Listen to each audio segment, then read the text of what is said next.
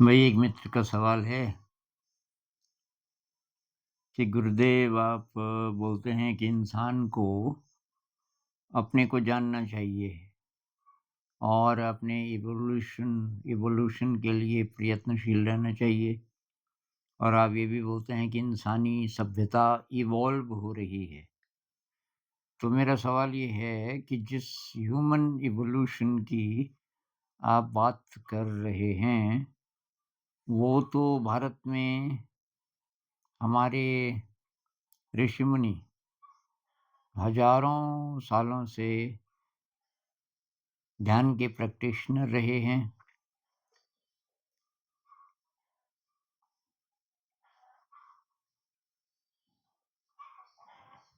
और तो बुद्ध भी एक उदाहरण है उसके। तो इतने सालों से इंसान को इन सब चीज़ों के बारे में पता था, लेकिन इंसान को कुछ और करने में ही बिज़ी मतलब इतने सालों से वो इवोल्यूशन पे तो ध्यान ही नहीं दे रहा। मुझे लगता है कि शायद वो अपने ब्रेड एंड बटर को पहले सिक्योर करना चाहता है। लेकिन शायद आगे जाकर के एआई टेक्नोलॉजी अ, जब काम करने लग जाएगी तो बहुत सारे काम करने की तो ज़रूरत ही नहीं रहेगी। ऐसा एलन मस्क ने भी किसी इंटरव्यू में बोला। मुझे लगता है कि ये एआई रिवॉल्यूशन इंसानी सभ्यता को ऊपर उठाने और अपने इवोल्यूशन के बारे में सोचने के लिए मजबूर कर देगा, क्योंकि इंसान को जब अपने ब्रेड एंड बटर के बारे में सोचना नहीं पड़ेगा, तो वो कुछ तो करेगा। तब शायद ये इवोल्यूशन का चैप्टर ओपन होगा। जैसे कि अभी वेस्टर्न कंट्री से लोग भारत आते हैं ज्ञान की खोज में। तो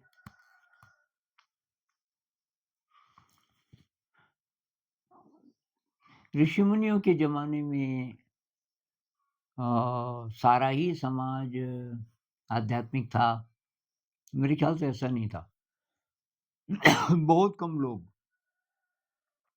बहुत कम लोग थे जो कि भई नहीं तो बुद्ध को इतना बड़ा रिवॉल्यूशन क्यों करना पड़ता?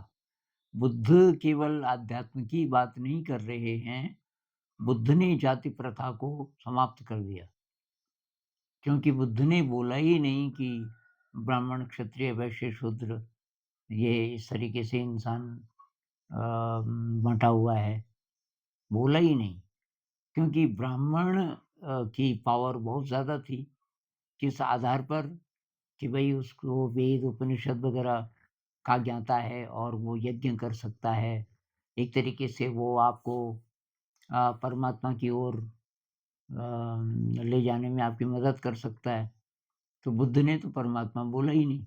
वेद, उपनिषद का ज़िक्र ही नहीं किया, सब एक तरफ रख दिए और मोक्ष होता है, आत्मा होती है, ये भी नहीं बोला। ये सब जानबूझकर, ये इसलिए कि फिर नहीं तो ये जाति-पाति फिर भी रहेगी। जाति-पाति का आधार ही यही था कि भई जो ब्राह्मण है, वो सबसे योग्य हैं। ये उपनिषद, वेद वगैरह अब वेद और उपनिषद की जब पावर ही नहीं रहेगी, किसी मंत्र की, किसी यज्ञ की ज़रूरत ही नहीं रहेगी, तो तब ब्राह्मण में या किसी और में क्या क्या फ़र्क? कुछ भी नहीं रहेगा। तो बुद्ध ने ये बहुत बड़ी क्रांति की थी और कुछ लोग कहते हैं कि ये बुद्धिज़्म को ख़त्म करने में कई 100 साल लग गए। जो ऊँची जाति के लोग थे, ख़ासकर जो ब्राह्मण थे, ब्राह्मण और क्षत्रिय तो राजा लोगों ने सिस्टमैटिकली इसको मिटाना शुरू किया और कहते हैं कि जब नालंदा विश्वविद्यालय जला, मेरे ख़्याल से 8th सेंचुरी के आस-पास, तो वो वो अंतिम स्टेप था बुद्धिज़्म को ख़त्म करने के लिए और फाइनली वो सफल हुए क्योंकि जो जाति प्रथा थी वो ख़त्म नहीं हो पाई, वो आगे बढ़ती गई। फिर मनु महाराज ने भी अब मनु जी ने क्या-क्या बोला, क्या उन्होंने ये बोला कि जन्म से ही ये जातियाँ होती हैं, मतलब ब्राह्मण का बेटा भी ब्राह्मण ही बनेगा। अ, उनका ऐसा मतलब था कि नहीं, कहना मुश्किल है क्योंकि बहुत से लोग ये बोलते हैं कि मनु जी ने डिवीज़न ऑफ लेबर की बात की, डिवीज़न ऑफ टैलेंट जिसका जिसमें ज़्यादा टैलेंट है वो काम करे। तो कोई बच्चा है चाहे वो उसके पिताजी कुछ भी काम करते थे मान लीजिए कि पिताजी उसके सफाई का काम करते थे या कारपेंटर थे, लेकिन इसका दिमाग इसमें बहुत अच्छा है संस्कृत वगैरह में, तो इसको ब्राह्मण बनाओ। ब्राह्मण का मतलब एक ट्रेड, एक अ, एक ख़ास तरीके का स्किल, लेकिन टिक नहीं पाया। फिर और जगह भी इसका ज़िक्र आने लगा मेरे ख़्याल से, तो फिर दोबारा से वो सब चीज़ें वापस आ गई। और भी बहुत सारे देवी-देवता और क्या-क्या और और उसमें तब ब्राह्मण की ज़रूरत पड़ने लगी, अभी भी वो चल ही रहा है। तो समाज का कोई छोटा-सा वर्ग मतलब कुछ इंडिविजुअल्स जो ऋषि-मुनि कहलाए, वो कुछ ही रहे होंगे और जो बाकी समाज था वो वैसे ही रहा। अभी ये जो आप एआई बोल रहे हो इससे मुझे भी आशा है एआई और जो टेक्नोलॉजी अकेली ऐसी चीज़ है जो सब जगह पूरे समाज में एक साथ फैल जाती है। जैसे ये जो आध्यात्मिक संदेश है कि भई अच्छा काम करना चाहिए, कि इवोल्यूशन हो सकता है इंसान का, ये मैसेज सब तक पता नहीं कब पहुँचेगा। लेकिन ये जो स्मार्टफ़ोन है, ये पहुँच गया सब जगह। सारे विश्व में कोई भी धर्म हो आपका, आप किसी भी जाति के हों और कोई भी आपका इकोनॉमिक स्टैंडर्ड हो, ये आ गया और इस टेक्नोलॉजी मतलब इंटरनेट का उपयोग सब कर सकते हैं। जबकि पहले ऐसा था कि कोई अगर बहुत ज़्यादा पावरफुल चीज़ है, जैसे वेद है, उपनिषद है, उसका उपयोग केवल ब्राह्मण कर सकता था। तो अभी टेक्नोलॉजी कुछ नया कर रही है। उससे क्या गड़बड़ हो रही है, क्या अच्छा हो रहा है, वो अलग बात है। अभी नई-नई आई है टेक्नोलॉजी, इंसान को टाइम लगेगा इसका फ़ायदा उठाने में लेकिन आने वाले समय में ऐसा हो सकता है। मैं एक वीडियो देख रहा था किसी वैज्ञानिक का, वो ये बोल रहा था, वो अभी 2-3 साल पहले का बना हुआ है, कि 5-7 सालों में ध्यान ऐसे ही हो जाएगा कि जैसे हम रोज़ कपड़े पहनते हैं। घर से बाहर निकलने से पहले ठीक-ठाक कपड़े पहन लेते हैं, वैसे ही ध्यान भी बहुत आवश्यक हो जाएगा।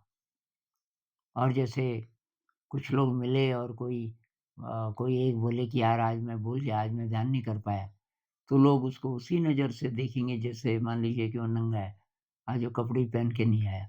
इतनी ज़रूरी ये चीज़ हो जाएगी।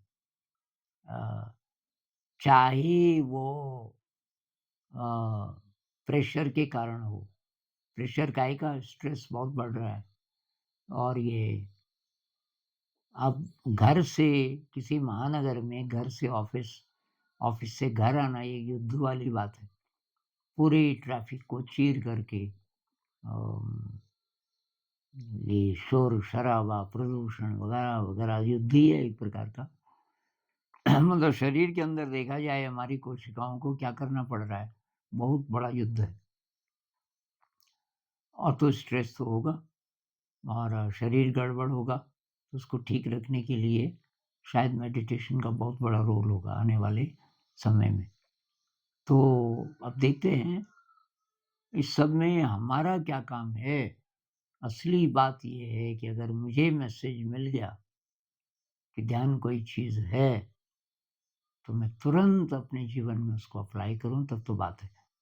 और अगर अच्छे रिज़ल्ट्स आ रहे हैं उसके, तो मैं दूसरों को बताऊँ। मैं ये इंतज़ार ना करूँ कि मैं पहले बहुत ही ऊँचा चला जाऊँ, मैं सुपर एनलाइटेंड हो जाऊँ, तभी किसी को बताऊँगा। कुछ लोग ये भी बोलते हैं कि कोई एनलाइटेंड है, वो ही दूसरे की मदद कर सकता है।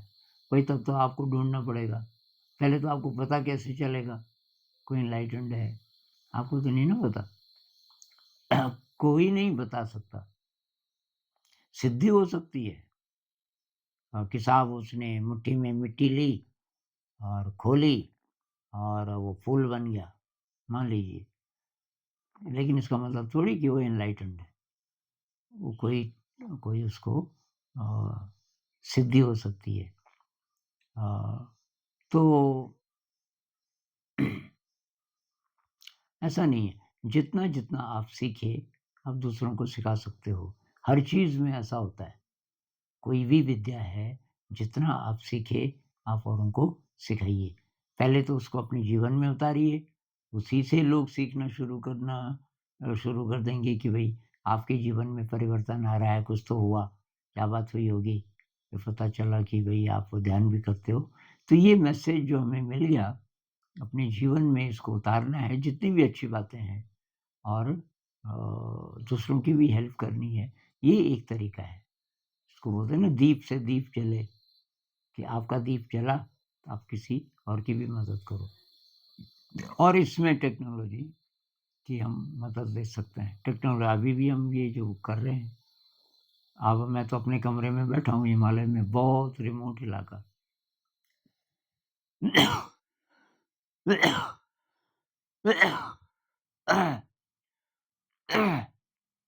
अब मैं जो बोल रहा हूँ ये पूरी दुनिया में पहुँच रहा है।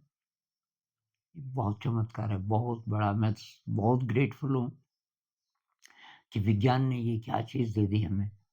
मतलब दिल से दिल को, दिमाग से दिमाग को जोड़ने का इतना क्विक माध्यम अभी तक तो था ही नहीं। तो इसका हम सदुपयोग करें और अच्छी बातें फैलाएँ, ये हम कर सकते हैं।